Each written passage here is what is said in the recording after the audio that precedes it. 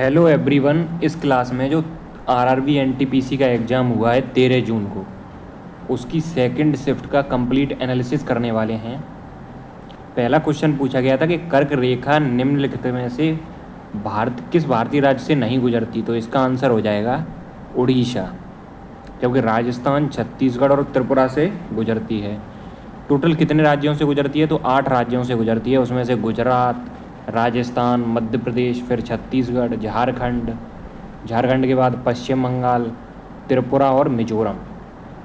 तो 8 राज्यों से कर्क रेखा गुजरती है, ये भी आप याद रखना। नेक्स्ट क्वेश्चन पूछा गया था कि 2011 की जनगणना के अनुसार भारत में किस केंद्र शासित प्रदेश का लिंग अनुपात जो था वो सबसे कम है, तो इसका आंसर हो जाएगा दमन और दीव का। सी इसका सही हो जाएगा। भारत की जो कुल जनसंख्या है 2011 के अकॉर्डिंग 121 करोड़ है। भारत का जो लिंग अनुपात है 943 महिलाएं प्रति 1000 पुरुष पर। सर्वाधिक जनसंख्या वाला राज्य उत्तर प्रदेश है। न्यूनतम जनसंख्या वाला राज्य सिक्किम। सर्वाधिक साक्षरता वाला राज्य है केरल, लगभग 94%। नेक्स्ट क्वेश्चन पूछा गया था कि 20 मई 1498 को वास्को ड गामा भारत में निम्नलिखित में से किस स्थान पर पहुंचा था, तो इसका आंसर हो जाएगा कालीकट या कोझिकोड। 20 का सही हो जाएगा। अब जो यूरोपी आए थे उनके बारे में पढ़ लेते हैं। जैसे भारत आने वाले पहले यूरोपी थे पुर्तगाली। वास्को ड गामा 20 मई 1498 को कालीकट कोझिकोड पहुंचा था। भारत में पहला पुर्तगाली गवर्नर फ्रांसिस्को डी अल्मीडा था और उसने ब्लू वाटर पॉलिसी, नीली जल नीति अपनाई थी। भारत में पुर्तगाली साम्राज्य का वास्तविक संस्थापक अल्फांसो डी अल्बुकर्क था और 1510 में गोवा पर अधिकार किया था। भारत में पहली अंग्रेज फैक्ट्री सूरत 1613 में स्थापित की गई थी। अंग्रेजों को व्यापार की अनुमति जहांगीर के शासनकाल में मिली थी। भारत आने वाली यूरोपीय शक्तियों का क्रम पुर्तगाली, फिर डच, फिर अंग्रेज, फिर डेनिश, फ्रांसीसी।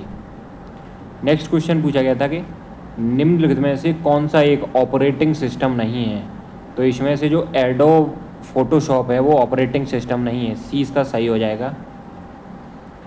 जबकि मैकिन्टॉश, लाइनक्स और माइक्रोसॉफ्ट जो विंडो है वो ऑपरेटिंग सिस्टम है। नेक्स्ट क्वेश्चन पूछा गया था कि एमएस वर्ड 2007 और उसके बाद के संस्करणों के लिए डिफ़ॉल्ट फाइल एक्सटेंशन क्या था, तो DOC के बाद एक्स और लग गया था बस। सी इसका सही हो जाएगा। पहले .doc हुआ करता था, डॉक। नेक्स्ट क्वेश्चन पूछा गया था कि ट्रांस साइबेरियन रेलवे का अधिकतम जो हिस्सा है वो किस महाद्वीप में स्थित है, तो इसका आंसर हो जाएगा आपका एशिया। यूरोप और एशिया में दोनों में पड़ता है, लेकिन सबसे ज़्यादा हिस्सा एशिया में पड़ता है इसका। 20 का सही हो जाएगा। नेक्स्ट क्वेश्चन पूछा गया था कि भारत में सर्वाधिक कोयला भंडार किस राज्य में है, तो इसका आंसर हो जाएगा आपका झारखंड। सर्वाधिक कोयला भंडार है आपका झारखंड में। सर्वाधिक कोयला उत्पादन छत्तीसगढ़। सर्वाधिक लोहे अयस्क उत्पादन उड़ीसा में होता है। सर्वाधिक बॉक्साइट उत्पादन उड़ीसा में। सर्वाधिक अभ्रक के बारे में बात करें तो ये झारखंड में। मैग्नीज का सबसे ज़्यादा उत्पादन उड़ीसा में होता है। तांबा का राजस्थान में और सोने का कर्नाटक में। चूना पत्थर का सर्वाधिक उत्पादन राजस्थान में और पेट्रोलियम का उत्पादन राजस्थान में। नेक्स्ट क्वेश्चन पूछा गया था कि स्टैच्यू ऑफ यूनिटी जो राष्ट्रीय एकता का प्रतीक है किस भारतीय नेता को समर्पित है, तो इसका आंसर हो जाएगा सरदार वल्लभ भाई पटेल। सी इसका सही हो जाएगा। नेक्स्ट क्वेश्चन पूछा गया था कि कान्हा राष्ट्रीय उद्यान में प्रोजेक्ट टाइगर जो बाघ परियोजना थी वो किस वर्ष शुरू की गई थी, तो इसका आंसर हो जाएगा 1974। 20 का सही हो जाएगा। प्रोजेक्ट टाइगर जो था वो 1973 में शुरू हुआ था। उद्देश्य था बाघों का संरक्षण, जबकि प्रोजेक्ट एलिफेंट 1992 में हाथियों के संरक्षण से संबंधित था। प्रोजेक्ट क्रोकोडाइल जो था 1975 में मगरमच्छ के संरक्षण से। प्रोजेक्ट स्नो लेपर्ड 2009 में हिम तेंदुए के संरक्षण से संबंधित था। प्रोजेक्ट जो डॉल्फिन था 2020 में गंगा एवं समुद्री डॉल्फिन के संरक्षण से संबंधित था। नेक्स्ट क्वेश्चन पूछा गया था कि poverty and un-British rule in India पुस्तक के लेखक कौन हैं, तो इसका आंसर हो जाएगा दादा भाई नौरोजी। शी इसका सही हो जाएगा। Poverty and un-British rule in India Dadabhai Naoroji की है। गीता रहस्य बाल गंगाधर तिलक की बुक है। हिंद स्वराज के बारे में बात करें तो यह महात्मा गांधी की है। The Indian struggle Subhash Chandra Bose की है। अनहैप्पी इंडिया लाला लाजपत राय की है। नेक्स्ट क्वेश्चन पूछा गया था कि डॉक्टर बी.आर. अम्बेडकर ने संविधान के किस भाग को भारतीय संविधान की एक अनोखी नवीन विशेषता कहा था? तो जो direct principle of state policy थे, राज्य के नीति निर्देशक तत्व, उनके बारे में बोला था। Doctor B R. अम्बेडकर ने भारतीय संविधान की नवीन विशेषता डीपीएसपी को बोला था। भारतीय संविधान का हृदय और आत्मा किसे बोला था? 32वां आर्टिकल। ये काफ़ी इंपॉर्टेंट आर्टिकल है, बिकॉज जब भी आपके फंडामेंटल राइट का हनन होता है तो आप 32 सुप्रीम कोर्ट के तहत जा सकते हो, वहीं 226 वाले आर्टिकल के तहत आप हाई कोर्ट जा सकते हो। संविधान की आत्मा किसे कहा जाता है? प्रस्तावना को। मौलिक कर्तव्यों को संविधान में किस संशोधन द्वारा जोड़ा गया था? तो 42वां संविधान संशोधन 1976। मौलिक अधिकार जो थे संविधान के किस भाग में हैं? तो भाग 3 में, अनुच्छेद 12 से लेकर 35। नेक्स्ट क्वेश्चन पूछा गया था कि द्रव्यमान संरक्षण का नियम किसने दिया था? तो इसका आंसर हो जाएगा एंटोनी लेवोजियर। सी इसका सही हो जाएगा। अब कुछ इंपॉर्टेंट लॉ पढ़ लेते हैं जो अक्सर फिजिक्स से संबंधित पूछे जाते हैं। Law of conservation of mass तो एंटोनी लेवोजियर ने दिया था। निश्चित अनुपात का नियम जोसेफ प्राउस्ट द्वारा दिया गया था। बहुगुणित अनुपात का नियम जॉन डाल्टन द्वारा दिया गया था। गैलियशेक का गैसीय आयतन का नियम जोसेफ लुई गैलियशेक द्वारा दिया गया था। आवोगाद्रो का नियम था अमेडिया आवोगाद्रो द्वारा दिया गया था।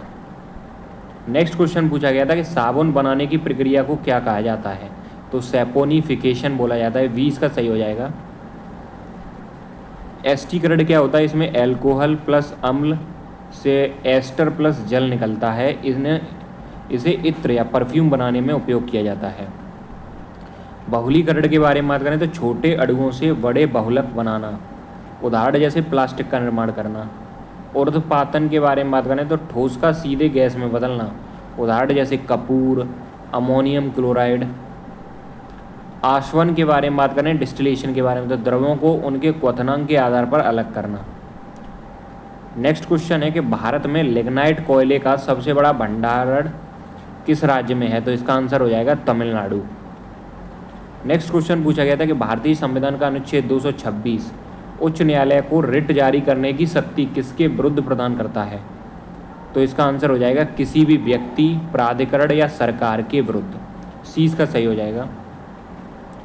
अर्थव्यवस्था में मांग बढ़ने पर उपलब्ध नौकरियों के लिए सही कौशल वाले श्रमिकों की कमी के कारण किस प्रकार की बेरोजगारी उत्पन्न होती है? तो इसे स्ट्रक्चरल बेरोजगारी बोला जाता है। जितने भी बेरोजगारी के इम्पोर्टेंट टाइप हैं उनको डिस्कस कर लेते हैं। जैसे संरचनात्मक बेरोजगारी कौशल और नौकरी में असंगति के कारण होती है। चक्रीय बेरोजगारी आर्थिक मंदी के कारण होती है। वहीं मौसमी जो बेरोजगारी है वो मौसम विशेष में काम ना मिलने के कारण होती है। प्रच्छन्न बेरोजगारी आवश्यकता से अधिक श्रम होने पर होती है। घर्षणात्मक बेरोजगारी एक नौकरी छोड़कर दूसरी खोजने के दौरान जो बेरोजगारी होती है उसे घर्षणात्मक बेरोजगारी बोलते हैं। नेक्स्ट क्वेश्चन पूछा गया था कि हाल ही में 19 मई 2025 को आधिकारिक तौर पर एनडीबी का 9वां सदस्य देश कौन बना है? तो इसका आंसर हो जाएगा अल्जीरिया। बस इसमें इतना याद रखो कि इसकी स्थापना जो हुई थी एनडीबी की 15 जुलाई 2014 को हुई थी और इसका मुख्यालय शंघाई चाइना में है। नेक्स्ट क्वेश्चन पूछा गया था कि 1921 के जो मोपला विद्रोह था उसके संबंध में कौन सा कथन सही है? यह मुख्य रूप से केरल के मालाबार क्षेत्र में मुस्लिम काश्तकारों द्वारा हिंदू जमींदारों और ब्रिटिश शासन के विरुद्ध एक कृषक विद्रोह था। इस विद्रोह को महात्मा गांधी, शौकत अली और मौलाना आज़ाद का प्रारंभिक समर्थन प्राप्त था। यह आंदोलन खिलाफत और असहयोग आंदोलन से पूरी तरह अलग था। इसका मुख्य उद्देश्य धार्मिक धर्मांतरण था। तो इसका पहला और दूसरा सही हो जाएगा, तीसरा वाला गलत हो जाएगा स्टेटमेंट। अब कुछ इंपोर्टेंट विद्रोह पढ़ लेते हैं। जैसे संथाल विद्रोह हुआ था 1855 से 56। सिद्धू और कानू इसे लीड कर रहे थे। जमींदारों और अंग्रेजों के विरुद्ध हुआ था ये। मुंडा विद्रोह 1899 से 1900, बिरसा मुंडा द्वारा इसे उलगुलान आंदोलन भी बोला जाता है। कोल विद्रोह 1831 से 32 बुद्धू भगत के नेतृत्व में छोटा नागपुर क्षेत्र में हुआ था। मोपला विद्रोह के बारे में बात करें तो 1921 में मालाबार केरल में मुस्लिम कृषकों का विद्रोह था ये। भील विद्रोह 1818 से 31 सेबराम के नेतृत्व में अंग्रेजों के विरुद्ध हुआ था। पाइका विद्रोह के बारे में बात करें तो बख्शी जगबंधु के नेतृत्व में उड़ीसा में। सन्यासी विद्रोह 1763 से 1800 बंगाल में अंग्रेजों के शोषण के विरुद्ध। फराइजी जो आंदोलन था हाजी शरीयतुल्ला द्वारा। रामप्पी जो विद्रोह था अल्लूरी सीताराम राजू के नेतृत्व में। कूका आंदोलन गुरु राम सिंह के नेतृत्व में हुआ था। नेक्स्ट क्वेश्चन पूछा गया था कि राजा धर्मपाल ने किस प्रसिद्ध विश्वविद्यालय की स्थापना की थी, तो इसका आंसर हो जाएगा विक्रमशिला विश्वविद्यालय। 20 का सही हो जाएगा। विक्रमशिला विश्वविद्यालय धर्मपाल ने इसकी स्थापना की थी। नालंदा विश्वविद्यालय की स्थापना कुमारगुप्त द्वारा की गई थी। और कौन सा इम्पोर्टेंट है, तक्षशिला वाला भी इम्पोर्टेंट है, लेकिन इसका कोई निश्चित संस्थापक नहीं था। औदंतपुरी वाले विश्वविद्यालय की स्थापना गोपाल ने की थी। और विक्रमपुर वाला ये भी याद रखना, इसकी स्थापना धर्मपाल ने की थी। तो ये आपकी सेकंड शिफ्ट का कंप्लीट एनालिसिस हो चुका है। इसकी अगर आपको PDF डाउनलोड करनी है तो डिस्क्रिप्शन में आपको टेलीग्राम का लिंक मिलेगा, वहाँ से जाके डाउनलोड कर लेना।